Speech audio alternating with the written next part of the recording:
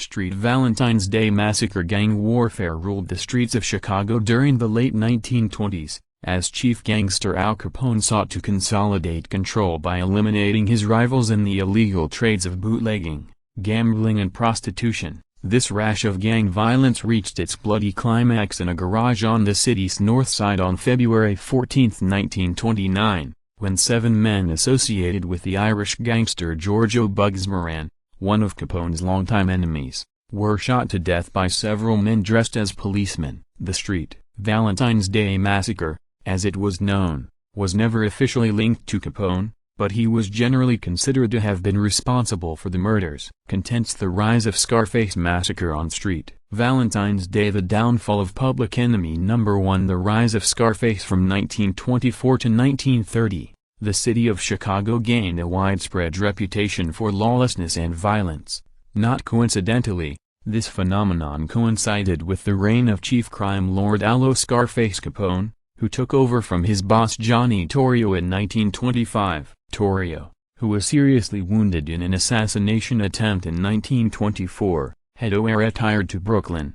Prohibition, ushered in by the passage of the 18th Amendment in 1920, had greatly increased the earnings of America's gangsters through bootlegging, the illegal manufacture and sale of alcohol, and speakeasies, illicit drinking establishments, as well as gambling and prostitution. Capone's income from these activities was estimated at some $60 million a year. His net worth in 1927 was around $100 million.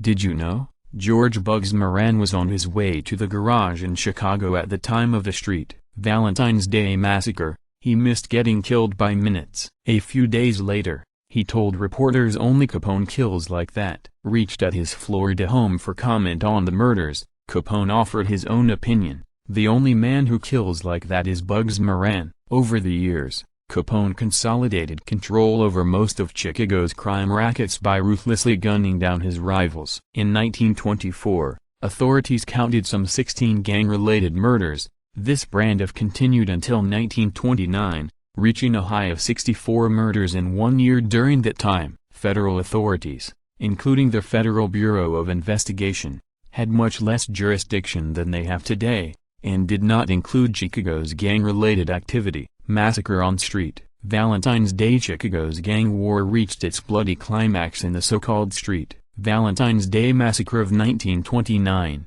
One of Capone's longtime enemies, the Irish gangster Giorgio Bugs Moran, ran his bootlegging operations out of a garage on the north side of Chicago. On February 14, 7 members of Moran's operation were gunned down while standing lined up, facing the wall of the garage. Some 70 rounds of ammunition were fired. When police officers from Chicago's 36th District arrived, they found one gang member, Frank Gusenberg, barely alive. In the few minutes before he died, they pressed him to reveal what had happened, but Gusenberg wouldn't talk. Police could find only a few eyewitnesses, but eventually concluded that gunmen dressed as police officers had entered the garage and pretended to be arresting the men. Though Moran and others immediately blamed the massacre on Capone's gang, the famous gangster himself claimed to have been at his home in Florida at the time. No one was ever brought to trial for the murders. The downfall of Public Enemy No. 1. Though the Street Valentine's Day Massacre marked the end of any significant gang opposition to Capone's rule in Chicago,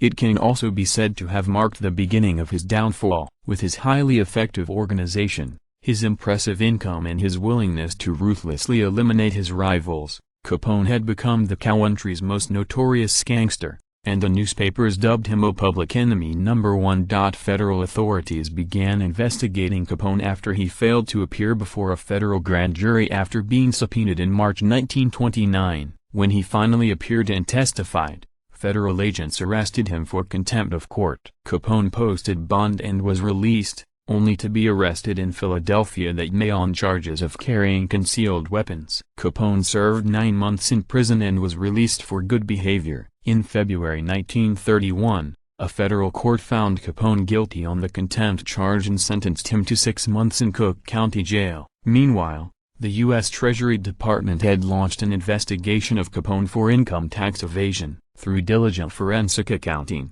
Special Agent Frank Wilson and other members of the intelligence unit of the Internal Revenue Service were able to put together a case, and in June 1931 Capone was indicted for evasion of federal income tax. Convicted that October after an internationally publicized trial, Capone was sentenced to 11 years in prison. First in Atlanta and later at Alcatraz, he was released in 1939 and died an invalid recluse at his Florida home in 1947. Access hundreds of hours of historical video, commercial-free, with History Vault. Start your free trial today.